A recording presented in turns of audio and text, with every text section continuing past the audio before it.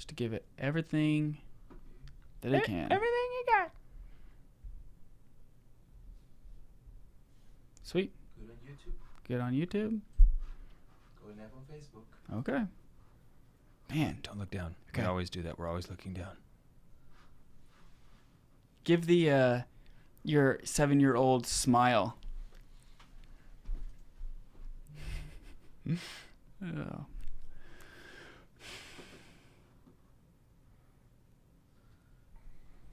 Very good. Muy bien. Muy bien. Muy mucho. I don't know why, but whenever I talk in Spanish, I always do Go it in the as lower- low as I can. yeah. Voice as low as I can. Okay, here we go. I don't know why. Just sounds right. Here's to good friends. Cheers. Cheers. That's sort of an oaky afterbirth. What was that? He did tell me to get a beer and some cheese fries over at Eskimo Joe's. That's very nice, lovely. I only hope you feel this way when I'm done. Because I could destroy this night in 2 seconds. Why is that funny? Well, I think it's a bit funny to be trying to define nothing. Smooth as a bourbon on a summer day. Strong as a peated scotch in the winter night. This is a fair warning. The Catholic Man Show is about to begin. Slap some bacon on a biscuit and let's go. We're burning daylight.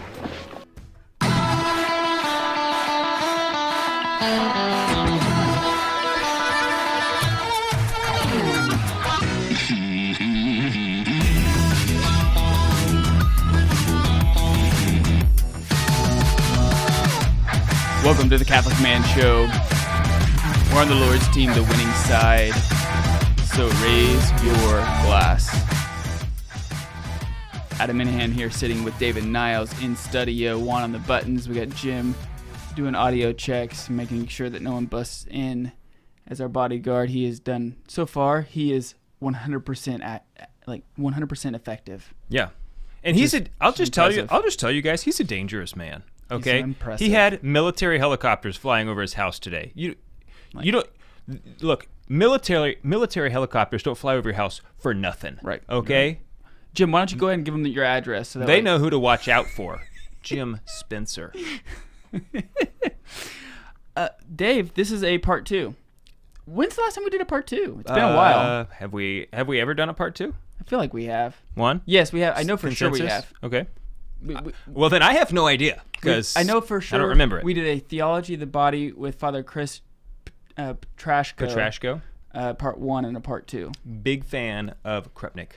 Big fan. Yes, he is. Yes. And not just because he's Polish. That would be, if that's why you think you're wrong. You're wrong. Racist? No, I don't know. We're not going to go there. I don't think you can say that because Polish is not a race. It's a nationality. Okay. Well, this is the people get confused about that sometimes. We're not talking about that. We're going to pick up. So if you haven't listened to last week's episode, we're talking about discernment of spirits. This is part 2. Go back and listen to the first part if you haven't had a chance to listen to it. Part 2? Is that, Juan, how do you say 2 in French? Do. Part 2? And we're doing something a little different I say today. that because we have a French beer in front of us. Yeah, courtesy of Juan. He gave us the idea the other day. Like, we've been doing a lot of whiskeys. We have not been doing a lot of beers. He was trying to guilt trip us into doing more beer. Which I'm not. I love beer. Yeah, I'm pro that. So we're gonna try a beer, and I've never tried it before. I picked it up. I thought it was just kind of Duchess de Bourgogne. How'd you say it, Juan? Bourgogne. I think it's like bologna or something. I don't know. Anyway, it's definitely not bologna. Bourgogne. Bourgogne. Bourgogne. I just remember when he said it, it kind of sounded like booger in here, like with a French accent. So it's a red ale, Flemish red ale. I guess it is red. When you hold it up to the light, it is red. It didn't look red. But it's hard sometimes, honestly, to tell colors in here because we have these bright lights. It's like we have the sun in here shining at us, and that's the only light. Like you can kind of see it. Yeah, see, when you hold it up there, it is red. Definitely looks red. When I look at it right there, it looks very brown. Yeah. So we're gonna try the beer. We're on the Lord's team. The winning side. So raise your glass. Cheers to Jesus. Cheers. And we have them in our new Catholic Man Show beer drinking glasses that etched with lasers. Laser etched with lasers. With Check lasers. that out, y'all. You can pick that up. That's a very classy item. Yes. Look at the drinking vessels that we have on the those are Catholic hats. Man Show. Glencairn glasses, beer glasses, rosaries, shirts, hats, sweat hoodies. We got a little bit of everything. We have everything that you need Catholic Man Show to store. tell other people that you're a Catholic man just by looking at you. I tell you, I can smell it. Very the interesting. smell, it's good. I can smell it. It is a sour. And you mentioned that before we were. It's just tart. It's not necessarily a sour. It just has a little tartness to it. It doesn't make your lips pucker like some sours do. Right. It has a little. But you can smell that there's a little bit of it's cherry, grapefruity or what something. I think it's cherry. Yeah, it's probably the red then. But yeah, it's really good. It's not bad at all. It's very, hello, very delicious. Oh yeah, I can do that one. Yeah, no problem. Definitely worth. I honestly I don't remember how much it is, so I can't say it's definitely worth. I think it was about $3 a bottle. Okay, that's expensive. So that's expensive. That is an expensive beer, but it's pretty good. It's a nice treat. It's 6% ABV. Okay. So anyway, how many calories? I have no idea. Yeah. I don't even keep counting. I'm honestly glad they don't put that on beer. Like, I don't want to know. Don't even tell me that. We don't. But that is a lot of beers really nice. Recently, This is like a special occasion. Oh, sorry, Juan. You need a bottle opener. This is a special occasion beer, definitely. Mm-hmm. It'd be better, I think. It is just nice. Better suited for the summertime. It's more of a summer beer, I think. You think? Dude, Dave, can I tell you? See, the thing is, I don't get down with that kind of line of thinking. I will drink any beer or any whiskey, any climate. So I have something I'm going to give you guys at the end of the show. Oh. I smoked a pork shoulder yesterday, and I tried something different, and I'm interested to see what you guys think. So here's what I did with this pork shoulder. I'm going to tell you really fast. I smoked it on my smoker for about four hours or so. I pulled it off. The smoker, put it in aluminum foil, and then I drizzled honey over the top of it. I put brown sugar, and then I cut up a stick of butter into little slices and put it on top. Wrapped it tight in the aluminum foil and put it back on the smoker for another about 4.5 hours. It's really good. I've never done that before. I typically leave my pork shoulders on the smoker for all 8 to 10 hours, however long you smoke it. Right. But I was reading recently on a guy who swore by it, and I was like, I'll give it a try. It's not, that's what I love about smoke. Like, if you're gonna jump into smoking meats, I strongly suggest doing it with pork shoulders because, one, they don't take near as long, they don't cost near as much, and they're pretty foolproof. You mean like as opposed to brisket? As opposed to like brisket or other kind of meats that any kind of beef is gonna be more expensive.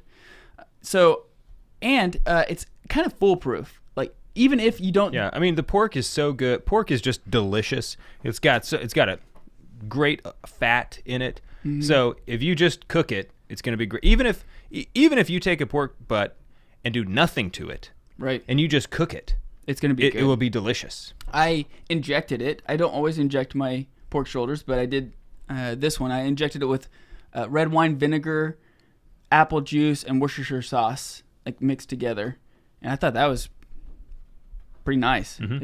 It was interesting. It was a lot of new things whenever I was doing it, but that's why again I suggest a pork shoulder if you're trying new things out, because if it's if you don't like it, it's okay. It was only $13. It wasn't $113 like a brisket would be or something like that. What is it?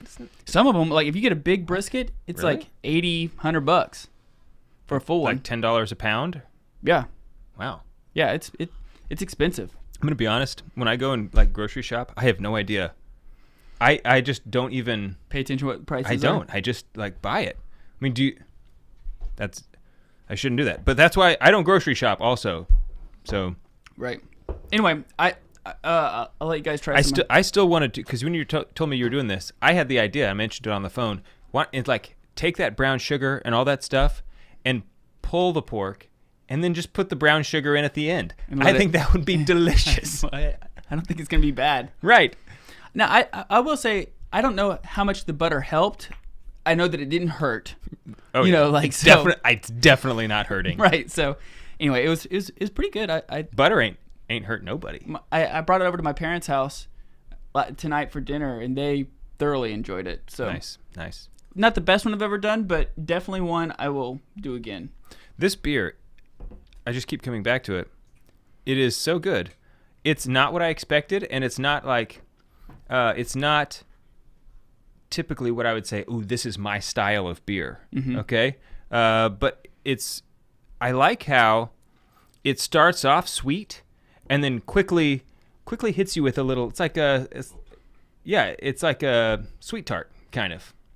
It doesn't taste like a sweet tart, If someone told me, hey, this beer tastes like sweet tarts, I'd be like, yeah, that's okay, I don't want it. Right. That's not what this tastes like, but it hits you with the sweet and then the tart, and it's just a little bit tart. Like you said, it's not so sour. And it's not heavily carbonated either.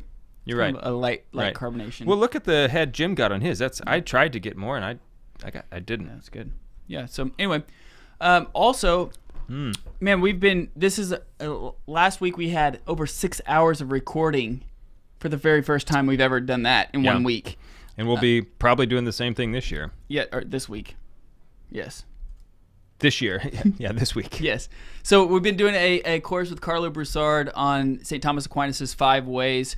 We've jumped into basically the introduction and the first part of the first way. Yes. And tomorrow we'll be doing the second part of the first way. And it's been prima going... Prima pars.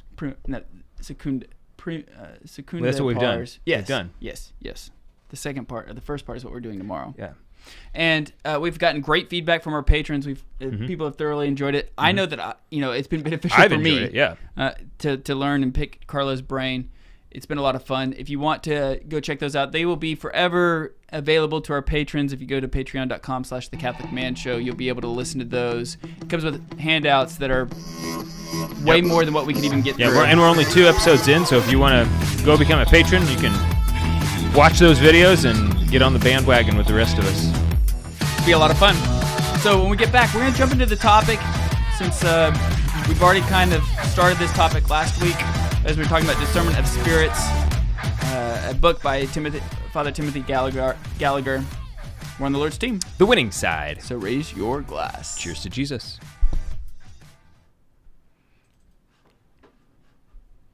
Sweet. Yes, Margot, I am a financial advisor.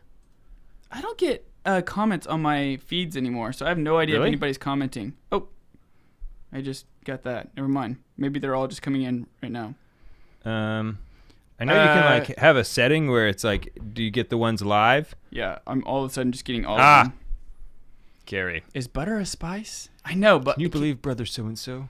He thinks butter is a spice. That was like one of my favorite stories. And Carrie, let me tell you something. We've been holding on to that story for a long time. If that tells you the kind of personal restraint that we have, an exercise here on the Catholic Man Show. John Mott says, do you guys have an opinion or thoughts on how much alcohol is too much alcohol? Yes, I do. Thank you for asking the question. That was a good question. Yeah. Do you mean like... Oh, do you want to answer it? Or it depends. Do you mean in your bar or consumed at once? Those are different. Different answers. Yeah, so obviously as a virtuous man, knowing yourself is imperative, and the more you know yourself, the more you know your weaknesses and your strengths. So some people, moderation for alcohol is 0. Some can have a couple beers and be just fine. St. Thomas Aquinas talks about it's okay to drink to the point of hilarity, which I love that definition. I think it's right. I think it's funny. Personally, I do think it's funny. I think it also confuses people. The subject. It confuses me, quite honestly, because I guess I'm just not really sure what hilarity is. Right. You know, you don't want to lose the faculty of your senses, your faculty. of your senses. Yeah, and I don't think that you Like- want to come close to losing because it's Right. not a absolute, or it's not like a definitive thing where it's like, oh, right up into the line, you're Right. fine. Right. You start to slowly lose that, ability to think clearly about an issue. Right. You know? Or like if you can't pray very well, that would be Right. another example. If you just Google Catholic Answers, Catholic Man Show, or Catholic Answers Drinking, we did a whole Catholic Answers focus episode with Cy Kellett on this very topic. So go check that out, and hopefully that'll help you. Thanks, Ryan, for giving us a listen from Idaho. I would love to visit Idaho. I'd love to visit Idaho, Wyoming, and Montana. Those are places and Utah. I've never visited any of those places. I have nothing against any of those places. Why do you want to visit Idaho? I'm just curious because you said it. What? Well, I just know that there is some pretty country out there, and it's good hunting country. Sure. And camping, camping's really good there. It's beautiful. Yeah. That's why. Yeah. Okay. I would also enjoy the opportunity to visit those places. I'd like to go on a hunting trip. I just don't know that I've ever heard anybody say like, "Oh, I really want to visit Idaho." Right. I mean, I don't think many people say. Just like I'd love to go to Oklahoma. Oklahoma. Right. Oh. Yeah. Right. It's like it's a cool place. Just don't come here. Right. Oklahoma's Definitely. fine. I mean, if you're listening to this podcast, it's probably safe for you to move to Oklahoma. Especially the Diocese of Tulsa in eastern Oklahoma, because It's raging. I mean, we it's have like an awesome, vibrant Catholic community. Yeah. An amazing bishop. We have amazing priests who love the Lord and love their flock. that we do. My mom was just talking about how Father Porter is just such a great priest and just takes seriously, tending to his people. So is Father Brian Brooks, Yeah. our pastor. Absolutely. We just have two completely awesome priests at St. Benedict's. I agree. We're very, very lucky. Let's move on. Yeah, I say let's keep going. Let's move forward.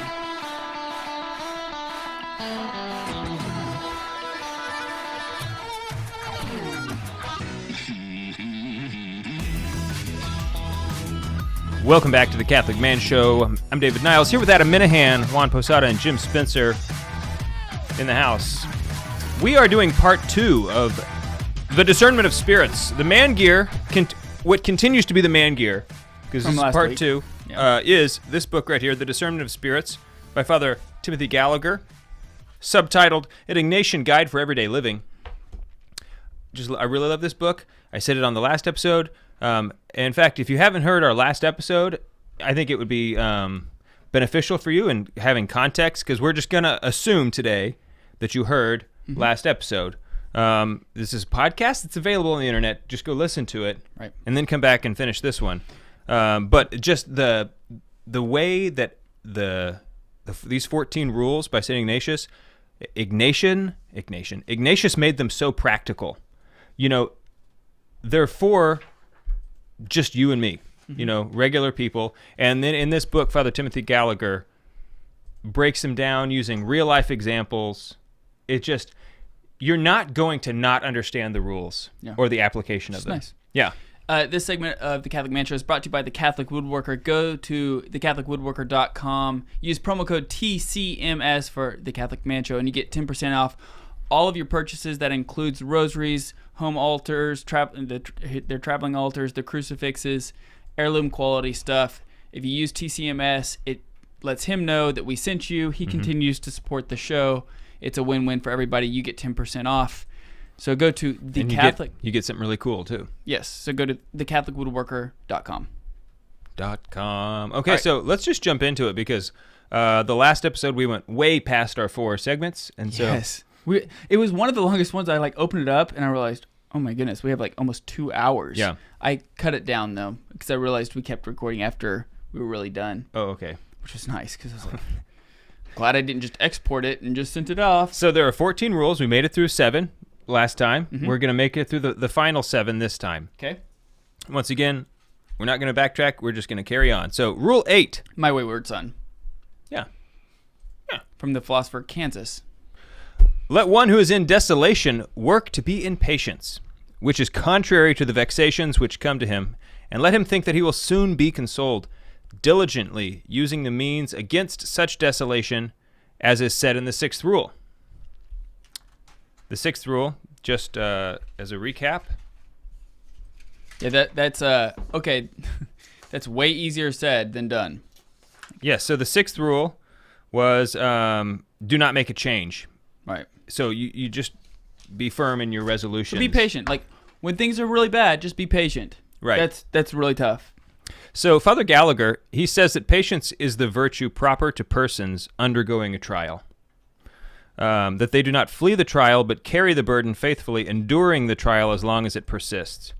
The challenge here is that in the moment, patience is going to seem pointless. You know, if you are enduring something, especially desolation, you know, if it's a sickness or something else where you still have moments of consolation, you still feel close to Christ, it's easy to understand how the suffering that you're enduring is for a greater good. But in moments of desolation, when you don't have those feelings and you feel far from Christ, it makes you feel like this is pointless.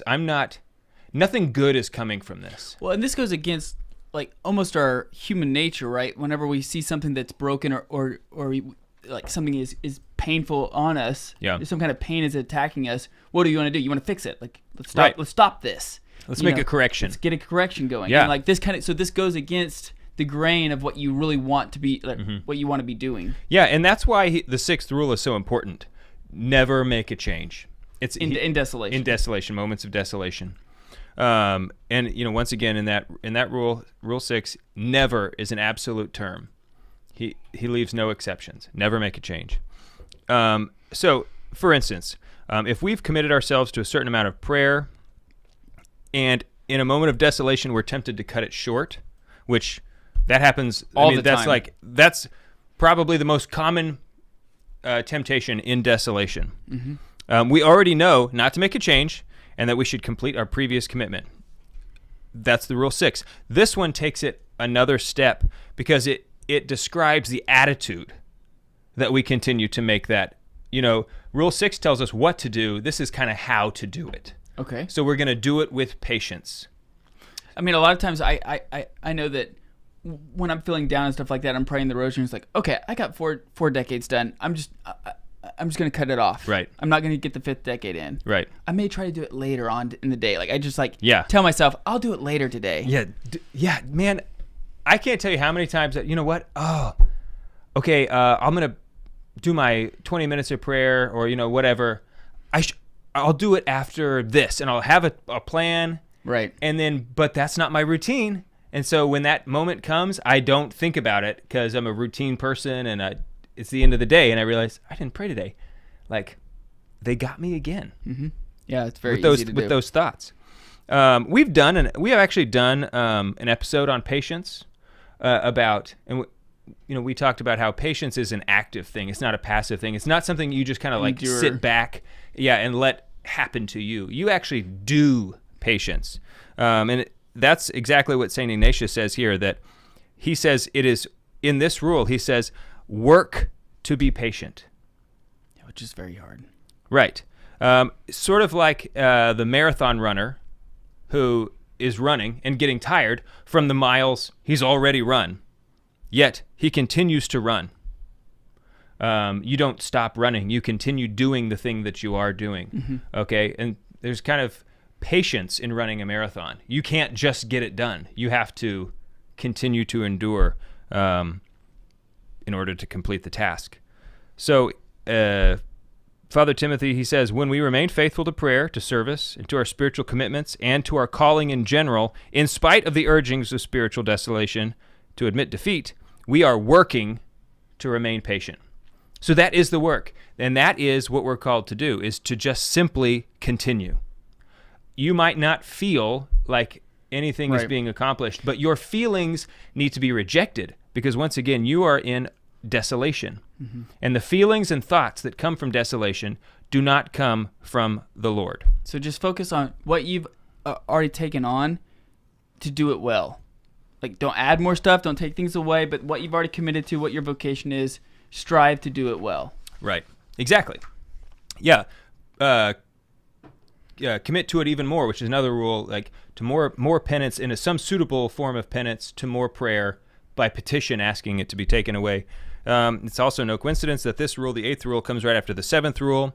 This, just as a recap, the 7th rule was let he who is in desolation consider that he is being given trials for his own benefit and growth, and that it will soon be over. So that you can really see now how these rules build on each other. Yeah, I do. Okay, so the 9th rule. Any questions about before we can? Let us proceed. Very good. It is proper to do so. I like this rule. There are 3 principal causes for which we find ourselves desolate. Okay, this is very interesting. Yes. The first is because we are tepid, slothful, or negligent in our spiritual exercises. So the first reason is because maybe sin is another way to put it. And so our faults, and through our faults, or just apathy. It's more apathy. It's more sure. Like, it's just more of almost. I mean, based off of what you just said, it's more of like being apathetic or being agnostic to just anything. Right. Which is the devil's playground as well. And obviously, mortal sin is. I mean, if you are in a state of mortal sin, then you should have zero expectation to be anything but in a state of desolation. Just get to confession. Because quickly. in this case, you have chosen to be removed from the grace of God. Right. You have put yourself there on purpose by committing a mortal sin. So he says negligence through our spiritual exercises, and so through our faults, spiritual consolation withdraws from us. The second, to try us and see how much we are and how much we extend ourselves in his service and praise without so much payment of the consolations and increased graces. Okay? And the third is to give us true recognition and understanding so that we may interiorly feel that it is not ours to attain or maintain increased devotion, intense love, tears, or any other spiritual consolations, but that all is a gift and grace of God our Lord, and so that we may not build a nest in something belonging to another, raising our mind in some pride or vainglory, attributing to ourselves the devotion or the other parts of the spiritual consolation. So that one to me is, I thought that one was big. Like it's all about humility, right? Yeah, I mean like I've been there before, where it's like I'm having like, I'm dedicating myself to prayer. Like I am, and it's very. I've been in a state of grace for a long time. Exactly. Like, I'm feeling it. I am doing good. Look at me. Look at all that I'm accomplishing. Right. That's so tempting. That is so tempting. Yeah. Exactly. So. And then that's when humility comes in. That's what you need. Exactly. And he's going to expound upon that more. Okay. Mm-hmm. Yeah. I mean, to me, the third one is the first and the third one to me resonate heavily. The second one is pretty in a natural sense, very obvious. Anybody who's lifted weights or done any kind of sports or music or instruments, anything like that, understands that it's gonna be hard for a little while, and then you gain. It's hard, and then you gain. That just is kind of a natural occurrence, and so it's easy to take the natural to the supernatural in understanding. The first and third one are more, to me, ones that are like, oh man, this hit me in the gut. These are the gut punchers. Right. Yeah. And everybody might resonate with these three in different aspects, ways. Yeah. Sure. And when we come back from the break, we're going to talk about what does he mean by cause. He says there are 3 principal causes which we find ourselves. We're not going to be breaking this down at a Thomistic level. We're not going to go that deep, but just what does he mean by cause? Because he doesn't necessarily mean that God is inflicting it, but he's allowing it. Right, exactly. His permissive will. Correct. Okay, sweet. Thanks, Jim, for all your help. We'll be right back.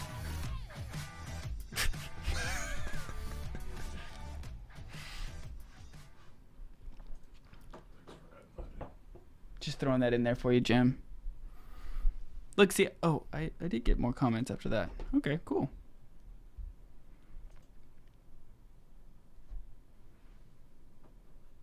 Oh, hey, Juan.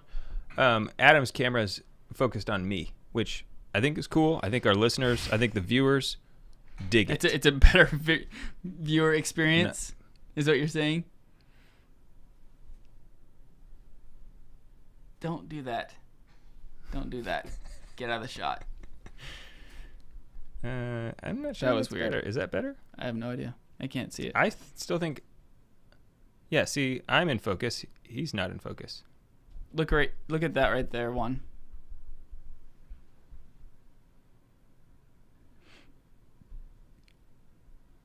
That's okay. It's all right. It's all right. Dave, what's up? Man, Dave. we did an episode with Dave Van Vickle. If you go talking about spiritual warfare, you can look that up on thecatholicmanshow.com. Very cool episode. The kind of stuff that you don't get answers to a lot of times. Big fan of him. You know? Right. Okay. He's a great dude. Here we go.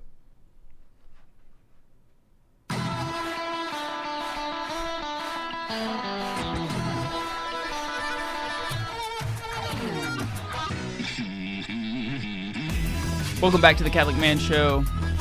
Sipping on a little bit of beer this evening. Talking about putting a bow on last week's episode, The Discernment of Spirits. Talking about the 9th rule out of 14. We're 9 of 14. And we're talking about the cause for desolations, what Ignatius means when he says cause. Correct. For when people go into desolation, which I feel like I'm throwing, like, this is a big, like, I'm taking a big jump here, but I feel like there could be a plethora of people in desolation at this point. Yeah, I'd say there's at least one or two. So yeah, it'd have to be at least. How many is it at least for a plethora? Well, I don't know. I mean, that plenty. I mean, it's a lot. So more than 3. I'm not sure that plethora has a numerical definition. I don't think so. I think either. it could be a relative term. Right. Okay, let's throw that out. 15. Okay. Like 15? Juan says 15. Like if you have a... This is why we have Juan as a producer, because he's able to correct us on the go. That's incredible that he just knows that kind of information. Yeah. Okay, so we were talking about causes. In the beginning it says there are 3 principal causes for which we find ourselves desolate. So what does he mean here by cause?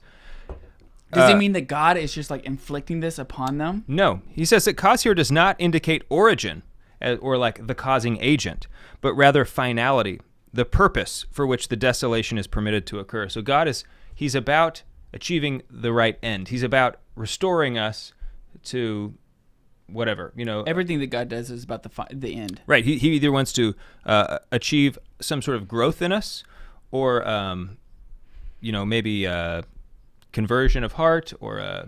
I was reading something... What's the word when you're sorry for something? Sorrowful. No. Yeah. Whatever it is. When you're sorry for stuff. I was reading Father Gary Goulagrange today, and he was talking about this exact topic. I don't want to get into it because I'll go down a rabbit hole. He's such a funny name. Okay, he's he's a great author. I've never read any of his stuff. It's a memorable name. He's it seems like it's gonna be my next Joseph Pieper. Is what it's based off of what I've read thus far. Anyway, I just think it's funny because it sounds like caribou. Caribou. Okay. Your name rhymes with a deer. So it's important here to note that spiritual desolation of itself does not produce any growth. In fact, spiritual desolation is to be rejected. Okay? We don't embrace desolation. We reject it. Okay? We want to, once again, we're distinguishing spiritual desolation from the dark night of the soul. I'm not talking about the dark night of the soul. I'm not saying that you embrace the dark night of the soul. I'm just saying there's a difference between these two. Spiritual desolation is to be rejected. Because when we embrace it, once again, now we're taking counsel from the thoughts that come from desolation, which are not the Lord. It's the enemy that counsels us in desolation. That's interesting. That's... Yes. So... It goes against, like, my thoughts, but... I know. Mine too. Because I want to offer like this desolation up as a sacrifice to the Lord. You can by being patient, but we're not embracing it. We're saying, no, this is not what I'm made for. I'm made for something else, but I will be patient in the moment. I will continue to do, but we are to seek the end of the desolation, not... Yeah, like when we die. Right. Well, no, I mean, we are to believe that it will come, that God will bring it to an end very soon. That's one of the, I think that's like the 5th rule, or It's one of the other rules we did already. Okay. So once again, he's not saying that this is an exhaustive list. This is just 3 principal causes. And he says that there are 3 goals. Conversion. Maybe that's the word I was trying to think of earlier. No, I said conversion. Anyway, the 3 goals of our Lord in these situations of desolation are conversion, spiritual learning, and humility. Okay.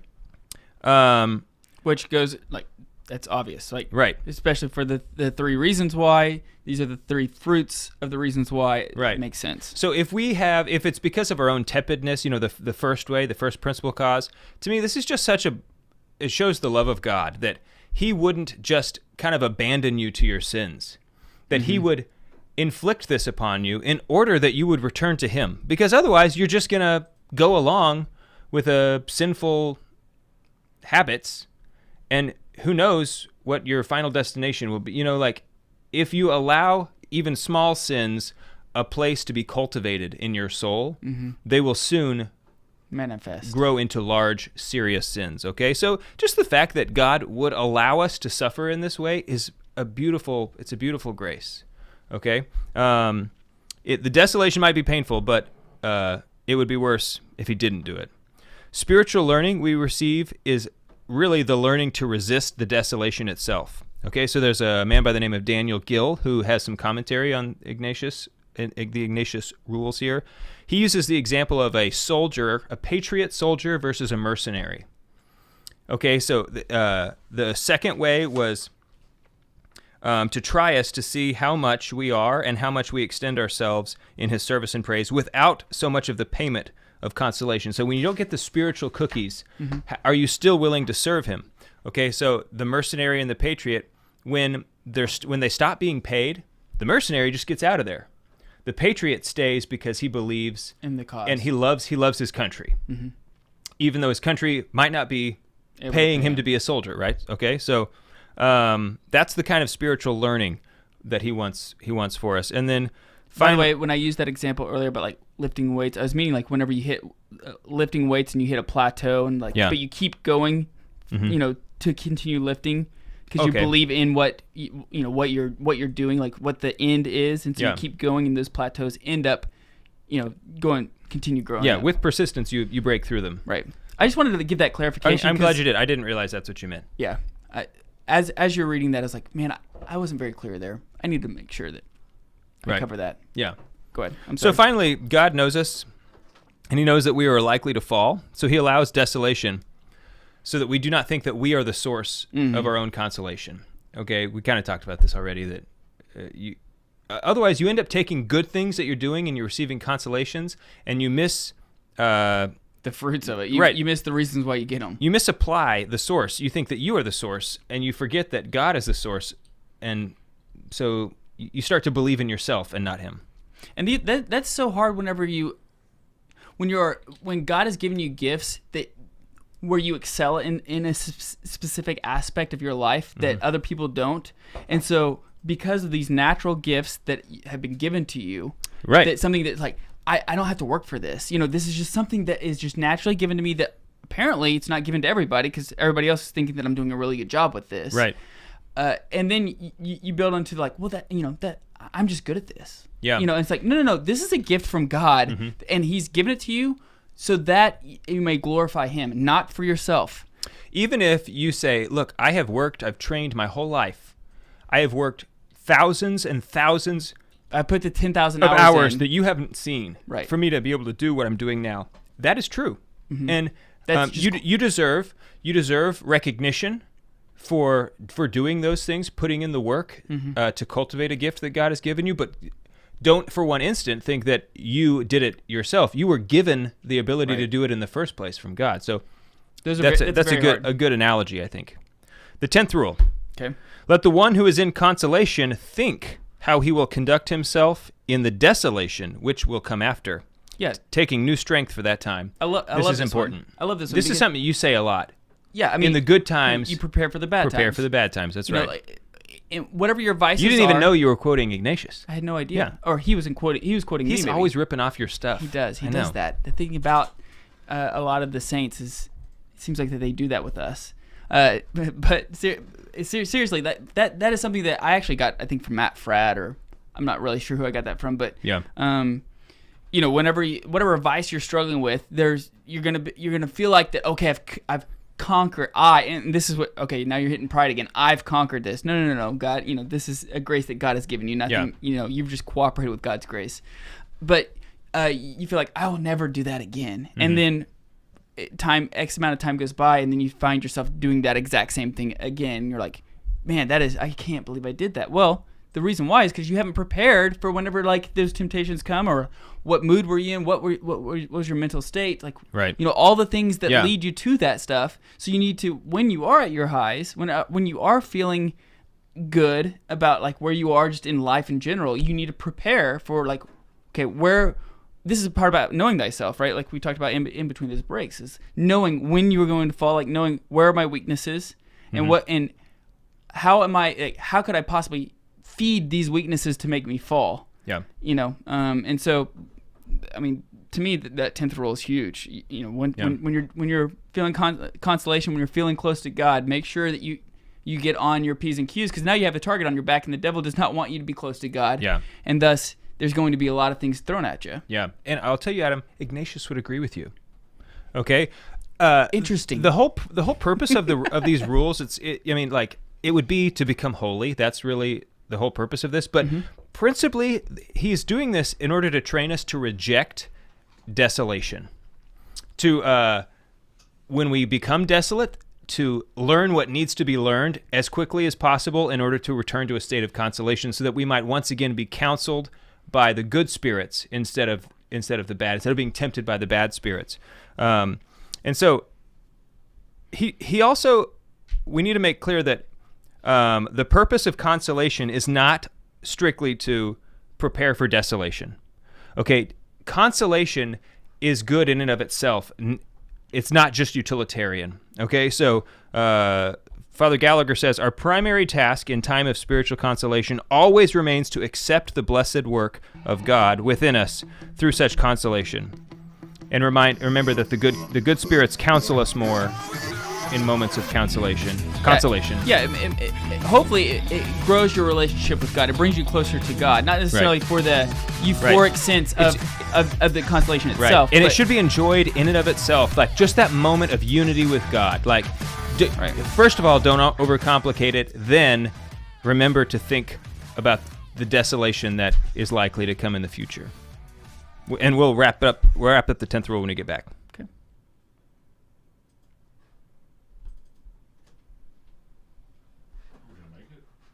No, we'll get close. We got to remember that we started out as a radio show that was a podcast, and now we have we transitioned to where a podcast is also a radio show. The 12th rule you're going to get a kick out of, I think. Really? Yeah, don't look at it. Okay, I won't. It'll be a surprise. Uh-oh. Love the show. Keep up the good work. Should you also expect desolation in the state of venial sin? Garrett Moore. Great question. Yeah, so desolation, Ignatius is very clear that life consists of it's cyclical, and that we go from desolation to consolation to desolation to consolation, that we just kind of go back and forth. And it's almost inevitable, because it's not that, if I were only perfect, I'd never be desolate. Mary certainly had moments of profound desolation in her life. The reason is because once we achieve a certain level, God calls us higher. Okay, he always wants more unity for us with him. He wants him nothing short of himself. Okay, and so the moment you're prepared to receive a deeper level of unity, he's going to call you to it. And maybe that means you need to learn. You need to do some spiritual learning, or your higher level of spiritual awareness now means that you have a greater degree of culpability for some of those venial sins that you need to grow in humility. Right, because God in his love he does not make you aware of your true self. It's actually a gift of the Holy Spirit, to have I forget what it's called, but to see yourself as God sees you. It's terrifying. Because Saint Faustina talks about that in her diary. Yeah, because you see you think you're doing a great job. Like, I'm really progressing. And then you see your true self, and it's in relation to God, and it can kill you. It's just so terrifying. So he doesn't reveal that to you because he loves you, but he calls you to it as you're ready to accept it. So consolation, desolation, it's expected that it will oscillate back and forth. And he also talks about there's kind of like a middle ground between the two. So you can go through consolation and then kind of swing back into a middle ground and then consolation again. It doesn't mean that, I'm consoled. Before I'm consoled again, I must be desolate. But typically, it's a back and forth sort of thing. Good deal. Okay.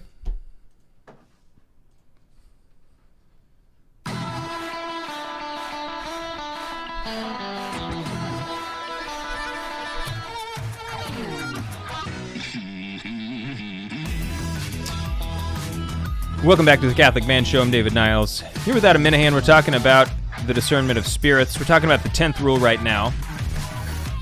I know I've said this before, but I just want to point out how practical this is. The 10th rule is let one who is in consolation think how he will conduct himself in desolation. Okay, so he is being very specific. He's telling you, when you are being consoled, these are the thoughts that you should be having. I mean, it's like he couldn't be more specific here. Like, think about these things. And the reason he wants you to do that is because he understands the mechanics of the spiritual realm and how, people are influenced. He knows that when you are being consoled, you are being counseled, you are receiving the thoughts and the feelings from the goods from God. So those are the times to be thinking about, to be making plans for the future, okay? These are the moments, that's what I just said, planning for the future. Okay, 10th rule questions, Adam? None. Okay, the 11th rule. Let one who is consoled, this is a big rule. Oh, I love this rule. And it's not because I make jokes about being humble. I just really do love this rule. Let one who is consoled seek to humble himself and lower himself as much as he can. Thinking, once again, he's telling us how to think here, thinking of how little he is capable in the time of desolation without such grace or consolation. On the contrary, let one who is in desolation think that he can do much with God's sufficient grace to resist all his enemies, taking strength in his Creator and Lord. So, once again, you can hear how he's literally just telling you what to do. These are the thoughts you should be having. It's like, if somebody's telling you what to think, they're not really leaving much wiggle room. I mean, it should be pretty easy to follow their instructions. Have these thoughts. Think about this. Don't think about the pink elephant. Right. I'm not. Ooh, yeah, exactly. I did. So he gives us both the attitude and the manner. If we fail to humble ourselves in moments of consolation, we will quickly find ourselves back in desolation. Without the humility, we can be like Peter on Holy Thursday, okay? Who, quickly Jesus rebukes. So you can get a little you can get out ahead of yourself, and you end up failing and thinking that once again, I must be the source of consolation. Right. Or like him saying like, I will die for you, Lord. And then that night goes ahead and rejects him. Exactly. Right. So if we don't humble ourselves in that moment of consolation, lowering ourselves, then we won't be able to interpret the consolation the right way. And so if you notice here, he kind of brings together the last two rules about what to do, how to think, but this rule kind of puts the consolation, desolation in balance with each other. When you're in consolation, lower yourself. When you're in desolation, think about all the great things you can do with God's sufficient grace. The virtue of magnanimity. Right. Because he is still giving you sufficient grace. Okay? The 12th rule. This is a funny rule, I will tell you. It's not... we suffer from some political incorrectness here, which I get a kick out of, I think. The enemy acts like a woman in being weak when faced with strength, and strong when being faced with weakness. For as it is proper to a woman when she is fighting with some man to lose heart and to flee when the man confronts her firmly, and on the contrary, if the man begins to flee, losing heart, the anger, vengeance, and ferocity of the woman grow greatly and know no bounds. In the same way, it is proper to the enemy to weaken and lose heart, fleeing and ceasing his temptations when the person who is exercising himself in spiritual things confronts the temptations of the enemy firmly, doing what is diametrically opposed to them. And on the contrary, if the person who is exercising himself begins to be afraid and lose heart in suffering the temptations, there is no beast so fierce on the face of the earth as the enemy of human nature in following out his damnable intentions with such growing malice. Yeah, so I listen to that, and I think you're right, it is a little interesting. But I think this is the beauty of what the church gives us in the sacramentals and specific devotions for men, like wearing the scapular, wearing the the miraculous medal, having a devotion to St. Michael the Archangel, saying that prayer every single day, developing a devotion to your guardian angel. Those are the kind of things that will build you up to where it'll make the devil flee. Using the sacramentals of holy water, holy oils, holy salt, to utilize that within your family and for yourself in your spiritual life, that'll make the devil flee. Yeah, no, you're right. And the church has been very clear about that, about the use of sacramentals in your life, and its ability to ward off temptation. I mean, it's not magic. That's right. It's just it's the will of God that it's a that He be present gift to us in those physical ways, right? It's a beautiful gift that the authority of the church has given the people in order to only grow them closer for the holiness. I think that the basic, like the point he's trying to make here is that in moments of temptation, we must reject them immediately. Mm-hmm. If those temptations are allowed to linger, if we don't with firm disposition reject them the first time, they simply grow and become more and more powerful. And this is like custody of the mind and custody of the eyes. Yes. Right? How many times have guys just been like, oh, I'm just going to yahoo.com, and then, oh, I'm just clicking this article. Oh, yes. I'm just looking at a sports article that ends up having a cheerleader, and then like, I'm just gonna see what this is, and then it rolls into this snowball effect of sins that you. I'm just gonna, like, how about this line? I'm just gonna click this to see if it actually is inappropriate. Yeah, right, exactly. Oh, it was. Yeah, okay. Yeah, exactly. I thought so. See, and it's like I knew it. Right. Like, I mean, you have those moments where you kind of enjoy being tempted. You know what I'm saying? Yeah. Like, where you just kind of, I'm not gonna do it. Right, but I'm just going to see. I do kind of enjoy, or the custody of entertaining the mind. The idea. Yeah. I know I'm not going to. Right, and the custody of the mind, like entertaining these like previous sins that you may have had, like, and thinking about and almost glorifying them in your mind, like, oh, remember when I did that? That was so much fun. Remember when I partied with my friends so hard and I did that, or whatever it is, and you're glorifying these sins in your mind, and it leads to this corruption of mind, and you're thinking about things that are not the transcendentals, right? And because you're not rejecting them firmly, right? Off the bat, which is the snowball effect, right? It's like you get this little thing rolling, you feed it, and then you let it fester, right? And then all of a sudden you're thinking, it's been like 20 minutes, and all of a sudden I've been thinking about something that has been completely inappropriate, right? Because your intellect is like your body. It's like, oh, if I have a rash or something like an infection. Mm-hmm. And I don't treat it right away, it just gets worse. Right. If you do that to your mind, it will also grow. Right. You need to heal it.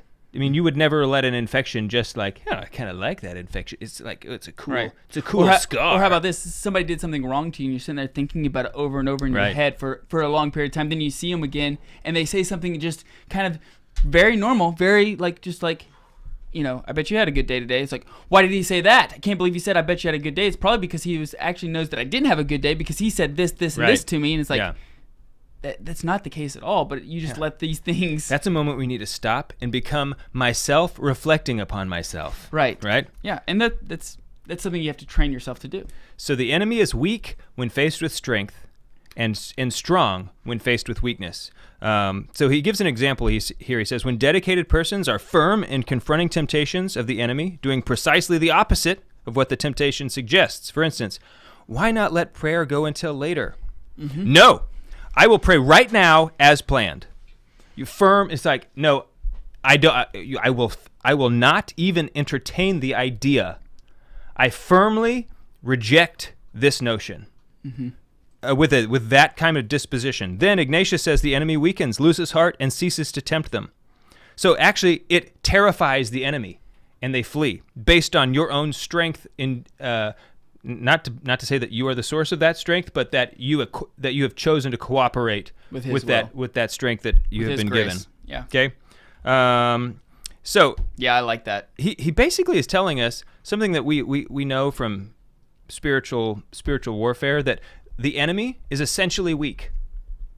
The enemy, like the devil, is the weakest creature on the planet. He poses and roars loud. He's got he puts on a big show, okay? But at the end of the day, the enemy is nothing more than a barking dog on a chain.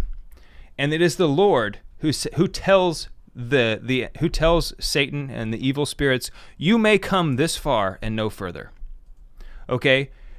They can do absolutely nothing to you apart from that which is God's will, and that which you choose to allow them to do. So if you make the choice to commit a mortal sin, that opens up. I mean, there are consequences to your actions. Okay, you have empowered them. God would not have allowed them to do anything to you had you not cooperated. So we need to know this and reject it right away. Okay. The 13th rule. Likewise, he conducts himself as a false lover, in wishing to remain secret. He's talking about the enemy. Yeah. He conducts himself as a false lover in wishing to remain secret and not be revealed. For a dissolute man who, speaking with evil intention, makes dishonorable advances to a daughter of a good father, or to a wife of a good husband, wishes his words and persuasions to be secret.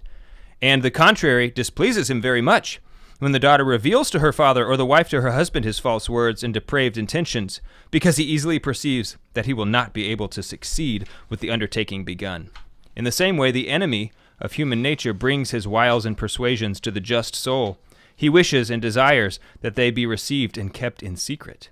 But when one reveals them to a good confessor or to another spiritual person who knows his deceits and malicious designs, it weighs on him very much, because he perceives that he will not be able to succeed with the malicious undertaking he has begun, since his manifest deceits have been revealed.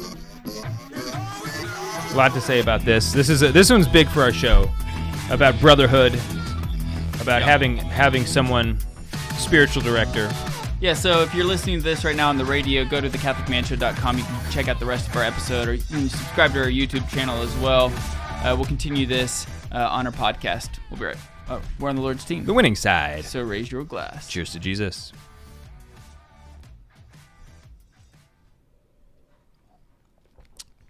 Okay, so it's not good for man to be alone. We're made for communion. We are made for communion. We are relational beings, so we need each other. One thing that we talk about is that iron sharpens iron. Mm-hmm. Okay, so we're not called to be hermits in most cases. The vocation of a hermit is very rare. Right. Well, and we hear this iron sharpens iron all the time, but you got to remember, and I've said this before, I'm sure on the show, but iron only sharpens iron when it comes together. Right. Like when you sharpen it's iron, not like just wave it. Close to each other. They have to actually come together. The iron actually has to, they come have in to contact. And it's not just contact. They have to confront each other. Mm-hmm. They have to almost like challenge each other. I mean, it is a challenge. One iron colliding with another. One of them is going to win. The other one's going to lose. Maybe they both become sharper, right? Mm-hmm. But it's not like let me help you in the same direction. In the analogy, they're going in opposite directions, okay? And that's important because when we find ourselves going in the wrong direction, and it is those moments that we need to make sure we've surrounded ourselves by people who know the direction. Other times, there are many times in your life, other people can more easily perceive what is right and wrong in your own scenario much easier than you, because you're too close. Right. The enemy, this is part of what he's saying here, is that the enemy has the ability to influence your passions, your emotions, okay? And emotions are not good for logical thinking. They're good for other things, but when it comes to accurately assessing a situation, those emotions can lead us to believe things that are not true. Okay, so that's when you need somebody. You have to be very, you have to pay close attention when St. Ignatius uses adjectives. Okay, so he says, reveals them to one's good confessor.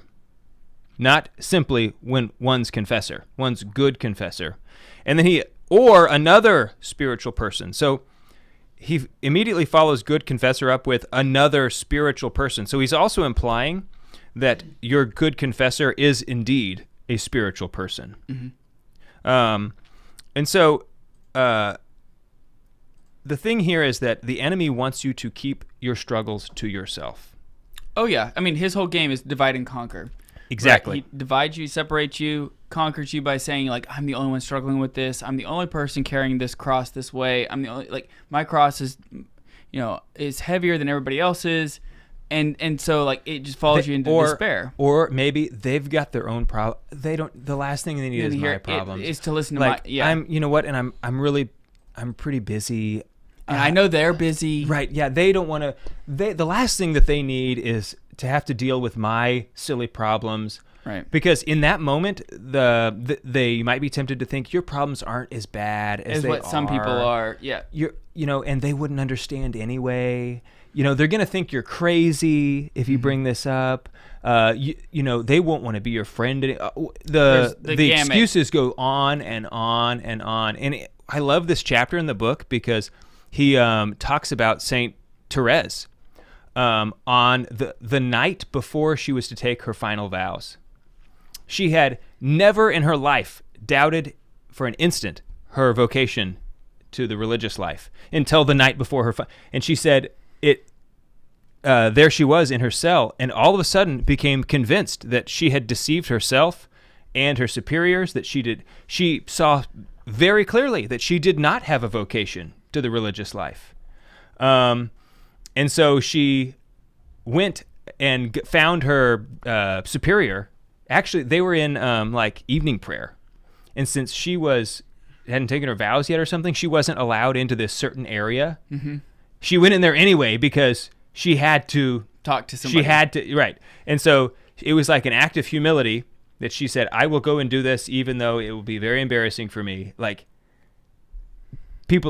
surely people would think like, yeah. Oh, Therese, like, she's doing? Like such a drama queen or right. something, right? And so, but in the story, the moment she brought it up to her superior, it instantly went away.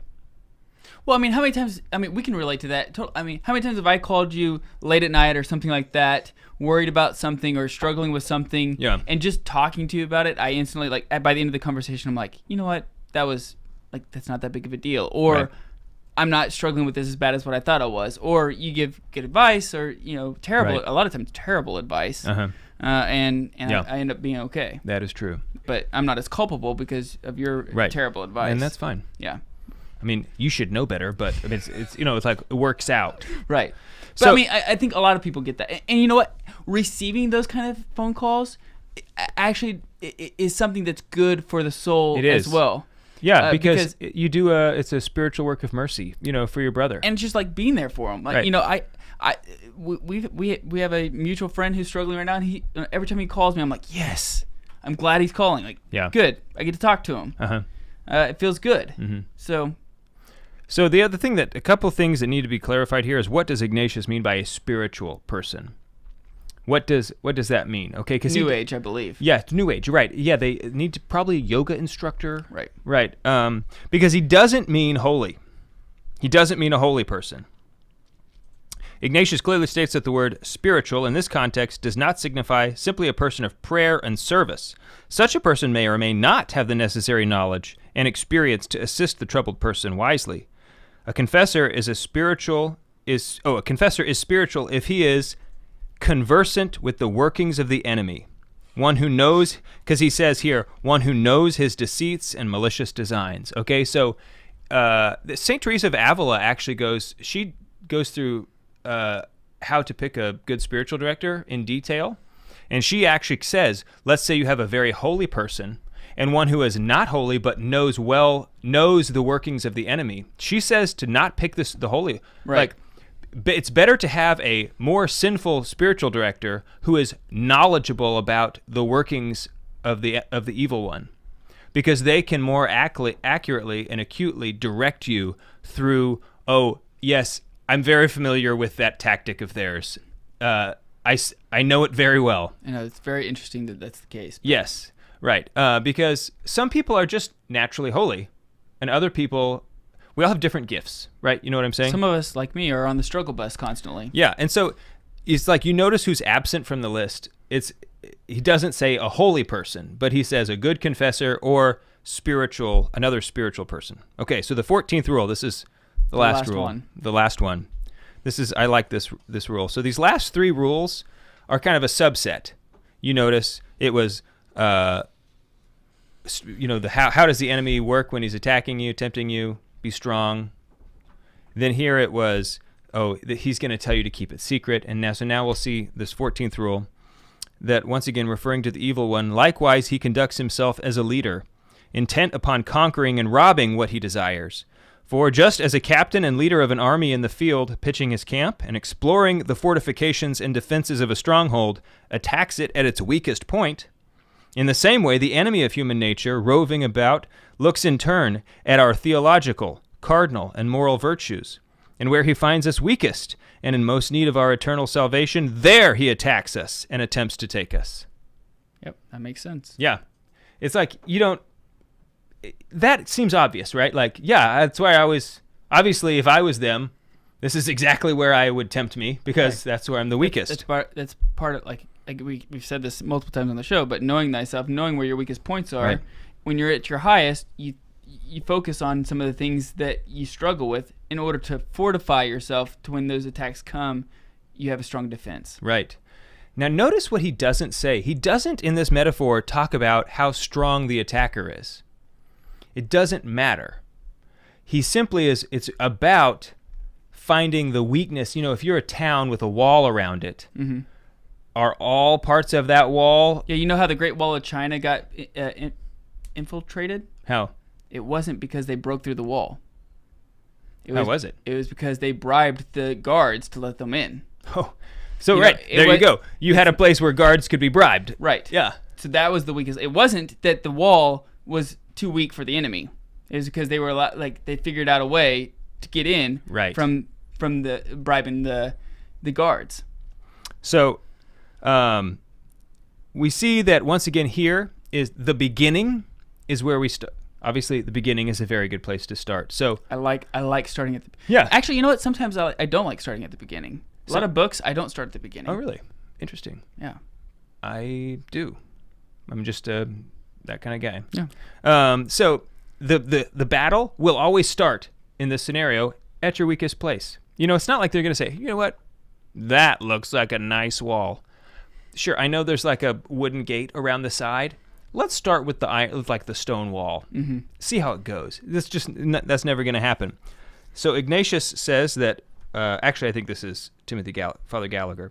People of discernment can prepare their resistance to these deceptions before the deception begins.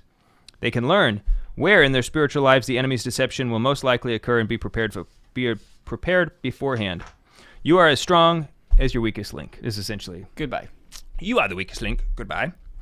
So you might have perfect self-mastery in a lot of areas of your life, but if you have just a single weakness, the enemy will, it doesn't matter how strong you are in the other. Just pick at it. Right. And has plenty of time. He plays the slow roll game. Exactly. He's patient. Mm-hmm. I mean, so it doesn't matter how big and strong your wall is on one side if it's flimsy around the corner. Mm-hmm. And I like, once again, how he tells you exactly what you need to do. Examine your theological, cardinal, and moral virtues. That's a specific list of things. Yes. Okay? And then something that we've said on this podcast several times already, temet nosce. Know thyself. Do an honest assessment and look at what you should be looking for as a pattern of weakness. That this is where I struggle. And where you struggle, like, in order to find that, a lot of times it's like, okay, what am I confessing every single month? Or hopefully I strongly advise men, if you're not going to confession every single month, to go at least once a month. That is something that I strongly suggest. If you're taking your prayer life seriously, if you're taking your spiritual life seriously, go to the sacrament of confession at least once a month. Whether you need it or not. Because you do. You do need it. You do need it. Right. And then as you train yourself to go at least once a month, you realize, okay, what am I confessing? Yeah. Every time that I'm in here. I should have said whether you've committed mortal sin or not. If you've committed mortal sin, you better not wait for I'm going to go at the end of the month. No, run to confession immediately. Yeah. That's the benefit of having some priest friends on speed dial. You can call them up and be like, hey, I need confession. Yeah. Get over here and I'll give you beer. Yeah. Okay, so like I said, these last 3 go together. The 12th rule, resist at the start. The 13th rule, don't bear the burden alone. And the 14th rule, focus your energy where it's needed the most. This is important because, as Father Gallagher says, the ultimate refinement of discernment in this set of rules is reached when discerning persons become capable of defeating the enemy's personalized attacks even before the attack begins. Okay, because that is true. The enemy attacks you the way you would be attacked. He doesn't attack us all the same. Right. And so you need to be able to discern your own situation. Mm-hmm. Situation. Right. By dedicating, and when you do this, when you find that weak link, it doesn't just strengthen that one virtue. You actually become stronger all the way around because grow in one virtue, grow in all virtues. All virtues, right? Imagine a town that's no longer being invaded. You can really thrive now, okay? So no one can discern your heart but you. Mm-hmm. This is something that you have to do. Even a good spiritual director or confessor cannot do the discernment for you. They can help. They're invaluable in the discernment process. There's a lot of rules here. This podcast is in no way a replacement for reading this book. It's not even close. Okay? The understanding of these rules that Father Gallagher lays out in this book is so much deeper and more. You'll just have a better understanding. Just read the book. I don't know, dude. I think we just articulate it way better. I hear there's a movie coming out, so you could wait for that. I'm just joking. Yeah. In conclusion, the work is hard, but you're a man, so get used to it. Get comfortable with being uncomfortable. Right. If you think that's that sounds really hard, I won't do it. Well, you're probably going to go to hell. So, don't do that. Just don't do that. Because I want you to go to heaven. I want everybody to go to heaven. I'm not judging you. I'm not saying you are going to go to hell. I'm just saying, that is the risk when you decide, I'm not going to, I just when you don't take your spiritual life seriously. Are there any cheat codes? Right. There's no spiritual hacks. Do you remember cheat codes? Yes. I don't even know if those are a thing anymore. Anyway, any questions? Any questions from the audience? Okay. Jim, are we good? Jim gives us a thumbs up. All right. I feel like that's sufficient. It's a delicious beer. Yeah, fantastic. I would like to have another one, to be honest with you, but yeah, it's okay. I'm good. I'm very content. Me too. I still have a little bit. Thanks, Juan, for all your help, buddy. All right, let's shut her down.